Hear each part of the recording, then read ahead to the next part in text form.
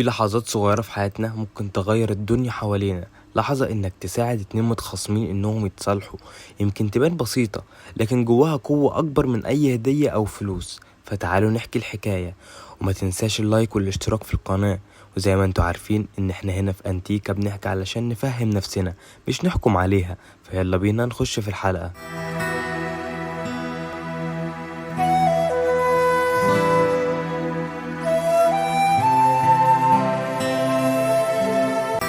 فاكر مرة كنت قاعد مع اتنين صحابي بقالهم شهور مش بيكلموا بعض، كل واحد منهم مقتنع ان هو اللي عنده الحق. وصدقوني كان بينهم جدار وحاجز كبير مش بيتكسر، لحد ما في يوم قررت اقول كلمة بسيطة: طب ايه رأيكم نفتكر اول مرة اتعرفتوا فيها على بعض؟ والمفاجأة هنا بدل ما يكملوا خناق، ضحكوا وافتكروا مواقف قديمة، ومن غير ما حد ياخد باله الحوار اتغير من لوم لضحك. ومن وقتها بدأ العلاقة ترجع واحدة واحدة. وفي علم النفس بيقول ان المخ ساعات بيربط الشخص بالذكريات الحلوة اكتر من الخلافات، ولما تفتح البوابة دي بتكسر الحدة والغضب. وده مش بس مصالحة، دي اعادة برمجة المشاعر.